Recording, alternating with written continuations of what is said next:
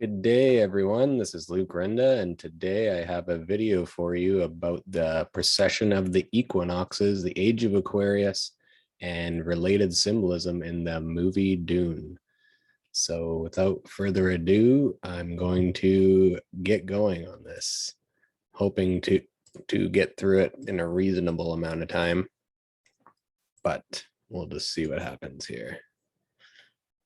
Try not to rush. So part one, the precession of the equinoxes. I'm going to go through a few basics here, and then we'll get on to deeper stuff in a moment.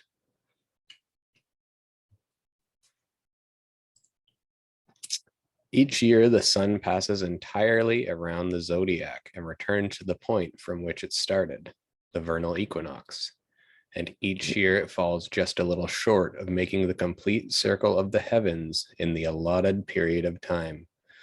As a result, it crosses the equator just a little bit behind the spot in the zodiacal sign where it crossed the previous year.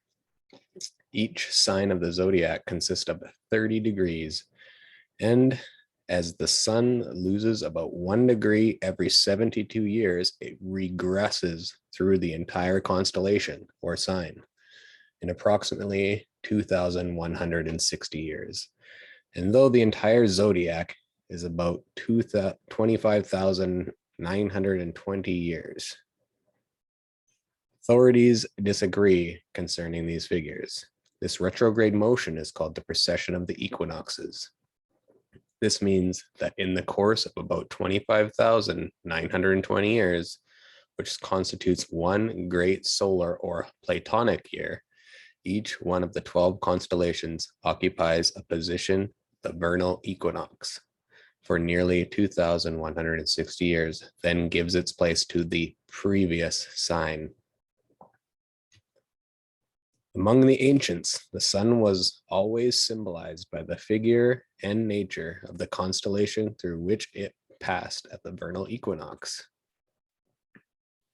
For nearly the past 2,000 years, the sun has crossed the equator at the vernal equinox in the constellation of Pisces, the two fishes.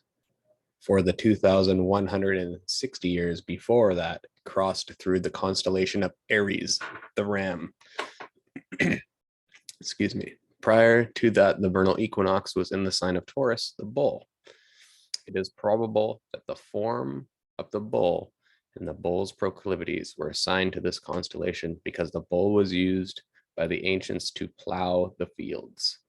And the season set aside for plowing and furrowing corresponded to the time which the sun reached the segment of the heavens named Taurus.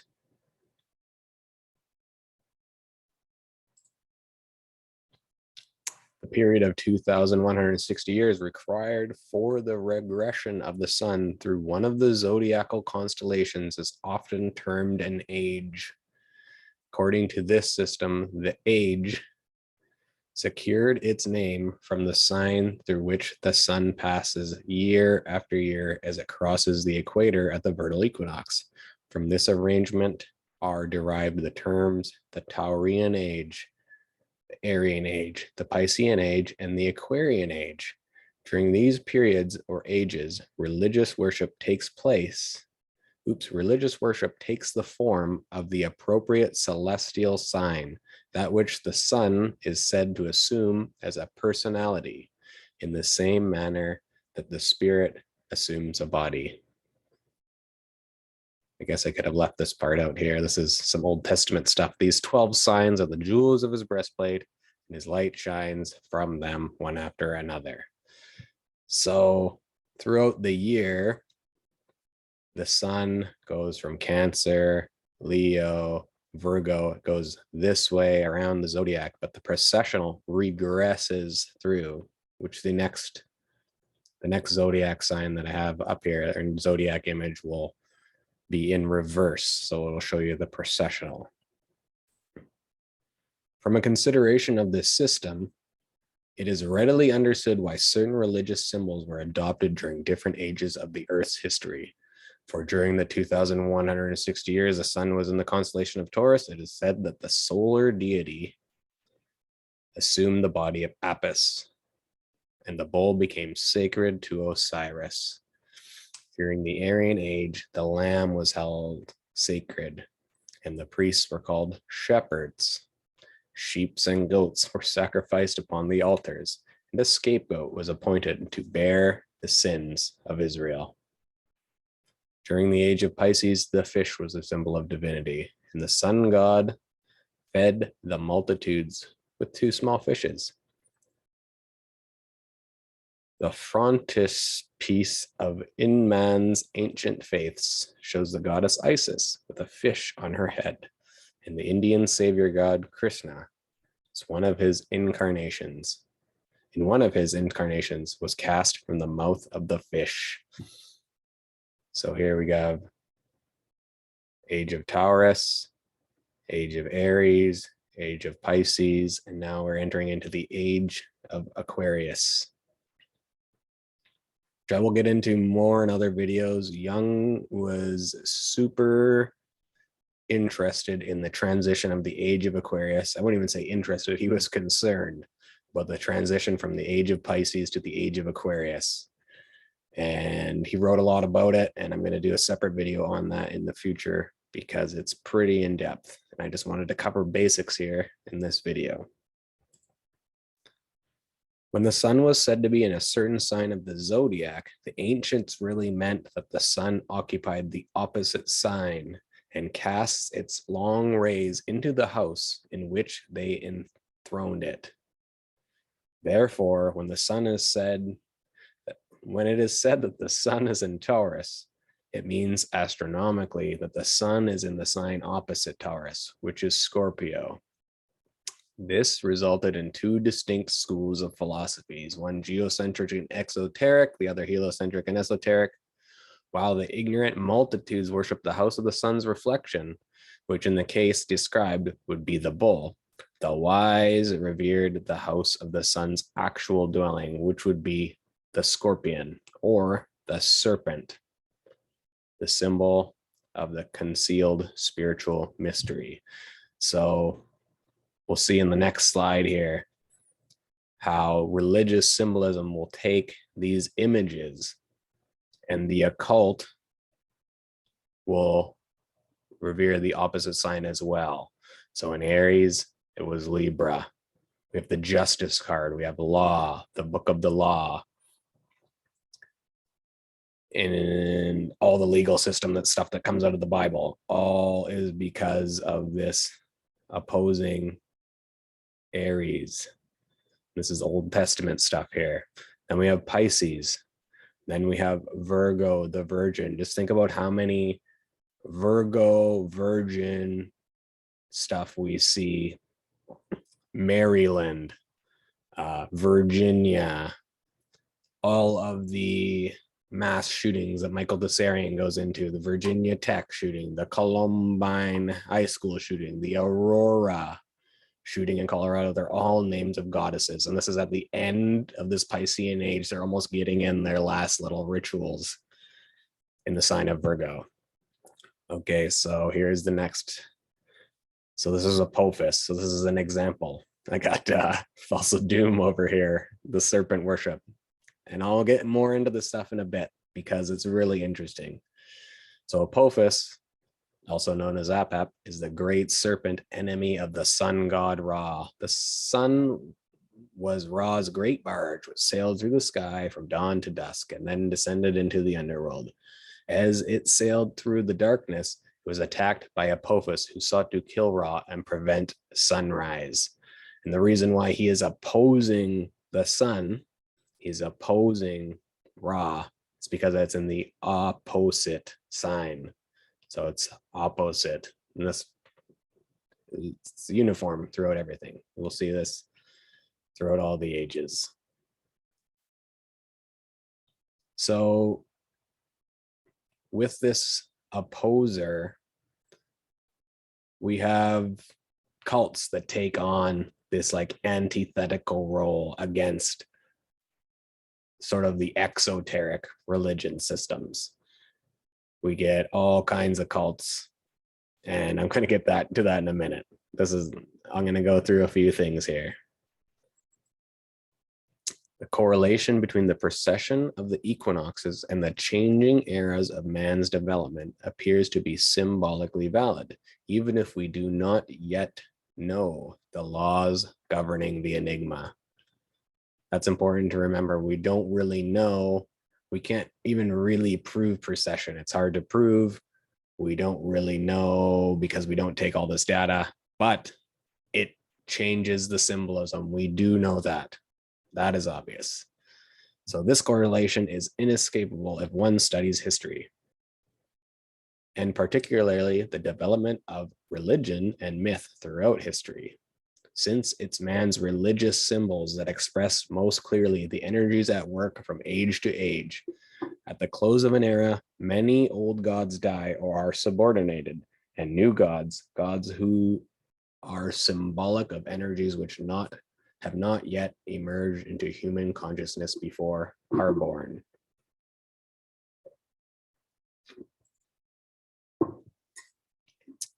Astrological ages do not begin and end abruptly. The decline of one fertilizes the birth of the next.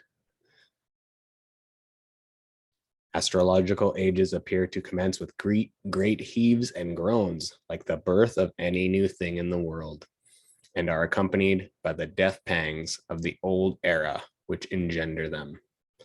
There also appears to be a basic cyclical pattern within each age which corresponds to the pattern of development underlying the individual consciousness. So these great heaves and groans and the death pangs of the old era is what we're going through right now in this age of Aquarius. And it's not easy. Some people try and rush it too. It doesn't end abruptly. They kind of overlap. And that's what we're going to see going on into sort of a bit of history here. So these are actually my notes that I just put up here, but rather than read off of them, I thought I'd make a slide out of it.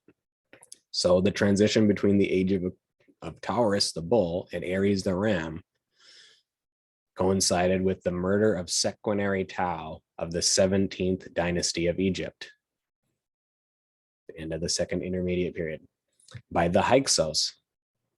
He reigned from 1560 to 1555. He was avenged by his sons Kamos and Amos. Amos founded the 18th dynasty. And during this time, the Apis bull was sacred. These Hyksos that came in, they came in around 1991 BC. So again, it's these 2,160 year periods. And this is the overlapping period here where there is a great upheaval in Egypt. The Hyksos were called the shepherd kings. Aries is the ram. They're the shepherds. So the Atenist revolution of Akhenaten and the Hyksos, that is allegorized in the Bible as the Exodus. And there were two Exoduses, perhaps more, which I won't get into right now. Story of the golden calf, where Moses, which is an Egyptian name, got all pissed off because he was gone for a few days and his people went back to worshiping the calf, Taurus. So he goes up to the mountain to get his laws or whatever, and he comes back down and people are worshiping a golden calf. They have all this gold somehow. These poor guys leaving Egypt, these poor slaves have tons of gold for some reason.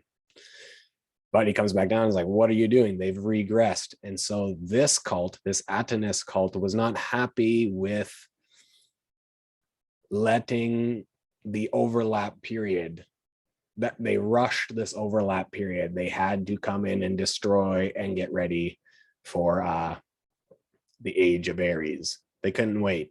They had to just push it in. And it was very violent upheaval. And it actually led to the downfall of Egypt, really, in the end. As we'll see with every age, leads to the downfall of something else.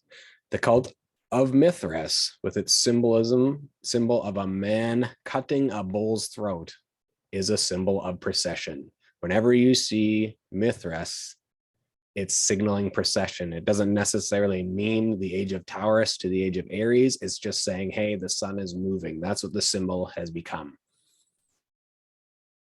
When the Hyksos kings went to Spain after they were exiled from Egypt, they were kicked out to Greece and then to Spain. They brought their cult of bull hating with them. And to this day, they still practice bullfighting. This is where bullfighting came from, was from these Hyksos kings from Egypt. They went to Spain, and then they actually went to Ireland and Scotland and Britain. So then later, these same people come back again. It's the same people. It is the snake worshipers. So what's funny is they get all pissed off. Hey, you're worshiping the bull, but these people still to this day worship the snake. So it's funny. They're hypocrites. We all know that, how hypocritical these people are. Then from Aries to Pisces, we get the Jewish revolt, AD 70. This is right around that 2000 year mark. The Jesus fish becomes the symbol. Only one fish, not two, which is funny with the Christians. I can go into another video about that perhaps. And then the start of the downfall of the Roman Empire. This is the Roman Empire. And so whenever these processional things happen, there's always an empire falls. It was Egypt, then it was Rome. Okay. This is Mithras. Not a nice transition from one age to another. Straight up, this is their symbol. Cutting the bull's throat. We're done with the bull. Look at the solar rays here. He's a sun. He's the sun symbol. It's a symbol of the sun. That's kind of why these people adopted the cult of Mithras as their own for a while before they could come up with their new Atenist, pseudo sort of Christian, Old Testament, all that stuff. Michael Tessarian, Ralph Ellis really go into it. I'm going to get into that more later when we talk about this movie Dune. But I want you to remember the symbolism of the bull, the slaying of the bull, and look at his little Phrygian cap. So we get Mithraism goes to Templarism. Templarism becomes Freemasonry. And even the rites of Mithras are very similar to the rites of Freemasonry. You can check out Jason Giorgiani on Unslaved. He goes into it in depth. And look, if I could see these pictures more clear, it's probably some Freemason stuff going on here. Apologies for this graphic. This is my first screenshot of Wikipedia. But see the 12th dynasty, when they came in, the 12th dynasty, which is right around this 2160 year mark. And then the 13th dynasty, but they don't actually take over until, 16th, 17th dynasty, they're kicked out, but then they come back with a vengeance in the 18th dynasty with Akhenaten and all those wackos. So the Hyksos period marks the first in which Egypt was ruled by foreign rulers. And they practice many Levantine or Canaanite customs. Well, wonder why. It's pretty obvious. And so I don't want you to forget about these images because they're going to come into play when we get into this film Dune, which is an allegory for Precession and the age of Aquarius, which is hilarious. Honestly, this freaking movie. And yeah, that's just the title slide. Here we go. I'm going to get into another quote from Manly P. Hall because he's the man setting it up really easy for all of us. This is one of the first books I had back in the day that really lays out a lot of stuff. Secret Teachings of All Ages, indeed. So Aquarius is called the sign of the water bearer, or the man with a jug of water on his shoulder, mentioned in the New Testament. There's he is right here. This is sometimes shown as an angelic figure, supposedly androgynous. That'll come in later. Either pouring water from an urn or carrying the vessel upon his shoulder. Among Oriental peoples, a water vessel alone is often used. The water pouring from the urn of Aquarius under the name of the waters of eternal life appears many times in symbolism. So it is with all signs.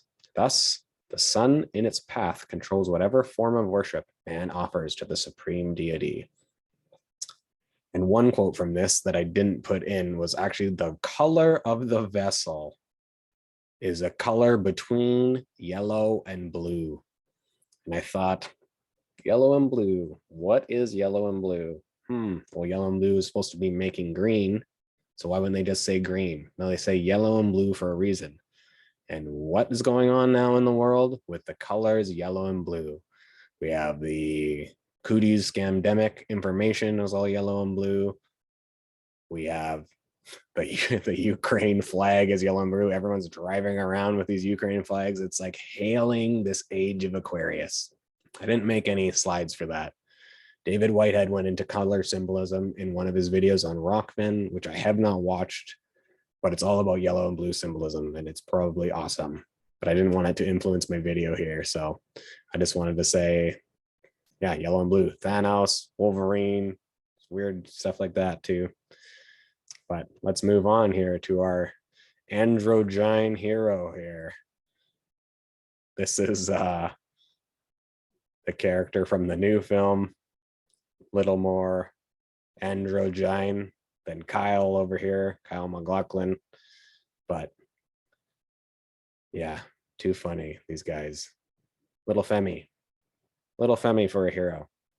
And so the film starts, there's a little flashback. There's a thing with dreams, which I'll go into in the appendix of this video. But then the first real scene where we see this character is he's sitting down with his mother and they're eating. Anyone who's into film decoding and symbolism and stuff like that knows when people are eating in movies, you should pay attention. And this is like the very first scene really in the movie. This is the first scene where we introduce the characters in present time. Him and his mom eating away. And the way she poured this water, this is kind of what clued me into it. What she's pouring this water, he's looking at the water. Then they have like a weird fight over the water. Give me the water. He's trying to use his powers. You give me the water. Make me give it to you. There's a weird power dynamic, which if I was going to do a full decode of this movie, I would go into deeply. I didn't want the appendices to be too long. So this is foreshadowing the water bearer, which the whole movie is about, actually. It's honestly ridiculous. About 2 seconds later from this scene, we get this. Now remember, Mithras, bullfighting. His grandfather, this guy over here all looking Spanish, it's a bullfighter. The killing of the bull. This is his grave, I guess. Bullfighting. The bullhead. It's ridiculous. When I saw this, I was like, oh my God, Precession all over the place. And the Weaving Spiders did do a decode of this movie a little bit. It was kind of funny. Slick Dissident did bring up Ralph Ellis in that part. So I wanted to give him credit for that, but he didn't touch on the processional aspects of Mithras. And I was happy because then I can make this video. So then they're gonna get ready to leave this planet. They're going, look, they're boxing up the bullhead. I mean, it's ridiculous, the symbolism, honestly. Precession, new age coming. Here we go. Here is our androgyne, moody prince. His father is the Ring of the Phoenix. There's a lot of death and rebirth symbolism in this film, actually, which is kind of cool, but I'm not going to do a full decode of this film. I don't think. I have other things that I'd rather work with. Here's the father, the son of the bullfighter. So this is the next, and he puts his hand in water. Pisces is a water sign, but it's almost like he puts his hand in water for the last time. And as the film goes on, it ends wandering through the desert. But then I was wondering, hey, I don't know much about Dune. What was the old movie? I couldn't remember the old movie. What happens here with this character, this Aquarian figure? Well, he goes in the underground. There's all these water aquifers in the underground. And he literally brings the water out. He is the water bearer. It rains. Hallelujah. He saves all the people. He's the collective hero. You know, Aquarius is the 11th house, which is, you know, groups, societies, friends. There's a collective aspect to it as well. So, I mean, it can't be any more clear. We got the freaking bearing the water. We got the Mithras symbolism, boxing up the head, moving on.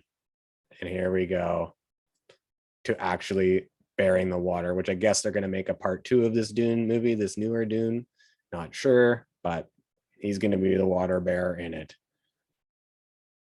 So I was trying not to rush through these slides, but perhaps leave a comment if I went too fast. Let me know how it's going.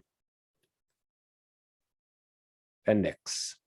So this is how the movie kind of starts. This is what really made me think about, hey, what is going on with this film? They made it PG-13, even though it was kind of violent. They want more people to see this stuff. They want young teens to be able to see this stuff. So the film, before the credits go, before Warner Brothers symbol comes up, this is what happens. Dreams are messages from the deep. So right away I thought, hey, it's saying decode me. But then we get this guy here. And he is sort of like a Leo figure. He kind of contrasts this Aquarian guy here, this androgyne. He even says after this, hey, have you been working out? And he goes, oh, really? He goes, nah, ha, ha, ha. Because he is this Leo figure, which may be a bit of a stretch. I'm going to go into it in the next slide. I'll probably make some of you laugh here. But, and he goes, listen, because he's telling him about all these dreams he's been having. He says, dreams make good stories, but everything important happens when we're awake, because that's when we make things happen. So it's like, look at this, dreams, but then don't pay too much attention to this underlying story that we're putting into your unconscious, right? It's almost like they kind of just, that's how the sorcery of Hollywood works, really, honestly. I'm going to get into some other stuff here with Ralph Ellis and Michael Tessarian in a minute, but you got to check this out. This is too funny. Look at this thing. I see his face. He has like this silly face, these silly expressions, this guy. And he reminds me of the Cowardly Lion from Wizard of Oz. So it's this Leo opposing this weak androgyne over here. The story starts out, these Harkonnens, they're outsiders of this planet, but then they get kicked out. Is this the Exodus? I don't know. One day by imperial decree, they were gone. This is sort of the beginning of the story. She lays a bit of stuff out here. This is the imperial, the emperor's soldiers. These guys are on a pyramid, like bleeding into this trough. There's some weird DJ here. I have no idea what the hell is going on. I am not a Dune aficionado. And they're marking with all these guys' blood. See, this is PG-13. Look at this shit. All this blood on this guy. I'll get into these marks in a minute, actually, because it's ridiculous. The sun comes out. They show this scene where it's like the sun is shining down, yet it's this dark scene. There is no sun at all. It's ridiculous.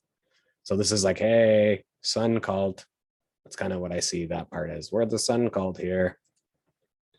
These troughs of blood, scooping up blood. Yes, we know what they're all about here. Now check out this. This is hilarious, honestly. What the fuck? Oh, but by the way, this has been debunked, fact-checked by our overlords that think we can't think for ourselves. This isn't the letter 6, the Hebrew letter. Not at all. Fact-checked. Sorry. But that's what they're wearing on their chest. 6, 6, 6. But that's a conspiracy theory. It's been fact-checked if you look it up. Ridiculous, honestly. And then here we go. This is where the father dies, where the son eventually takes over. He dies. Look at this red hand on him. Again, Atnus. Michael Tsarion goes into it. Even the color red anywhere is always, he says, indicating these Atonists. So from this point in the film, this is more chronological than my earlier stuff in the precession aspect of it. Then this is where the Ralph Ellis comes in. The father dies. Theamusa Urania, who is the daughter of Cleopatra, and her son Phraataces. They go through the desert. They're kicked out of their kingdom.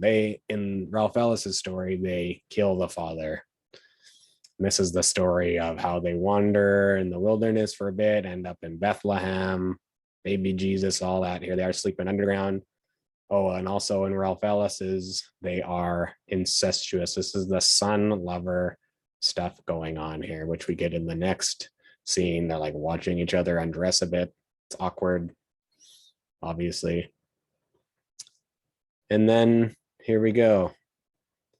The Babylonians beyond the Euphrates. Here's these guys. I don't know if the Hyksos are the Aquarians or if these Atreides are. But what's interesting is the Babylonians beyond the Euphrates is modern day Iraq. And this planet that they're on is called Arrakis with an A, but it's Iraq, Arrakis. Ridiculous, honestly. And then we have this. These are the books. Cleopatra to Christ. Jesus was the great grandson of Cleopatra. And Scota. This chronicles the tales of these Atonists at different periods of time. And then the Irish origins, civilization by Michael Tsarion. Here we go. We got Akhenaten. And that's it. I hope you enjoyed this video. I hope I didn't rush too much. I'm going to be doing another video on Jungian archetypes, going in through a big slideshow on that. I've been working really hard on just getting together all of the pertinent Jung quotes to break down what archetypes are and just the ways people use that word now. It would be helpful to know what Jung actually meant by archetypes. And yeah, I hope you enjoyed this video. There's not very good film analysis out there. It's kind of like not childish, but it's very simple. Any analysis you get out there on anything like this. If you were to look up Dune, it would be, oh, the guy wanted to be a pilot and he was a pilot in another movie. Wow, big reveal. Nothing like symbolism, precession, all this unconscious stuff. Rob Ager, dope. Love Rob Ager stuff. And Chance Garton, who is going to be coming on in a couple weeks here, he does great analysis with a few of his buddies, Slick Dissident on YouTube and Gordy Two Shoes, called The Marvelous Demystifiers, where they go very in depth on the mainstream Marvel stuff and all the crazy things that are encoded there. So we know with the Hollywood Babylon stuff, they put all the symbolism in there for a reason to shape our unconscious. That's it for now. I'm going to do a video with Martin coming up soon. Chance Garton, stay tuned for that. And hopefully I can get this archetypes video out. I've been working on it for a while. Took a break to do this just because I thought I could get it out a little easier. And that's all for now. I hope you liked the video. Like, subscribe, leave a comment. Good, bad, too fast, whatever. Please leave a comment. That would be great, because how else am I supposed to know how you guys are feeling? Too bad they took down the thumbs down, because thumbs down would let you know, but with a comment, constructive criticism, that would be awesome. Hope you all have a good day, and I'll see you around.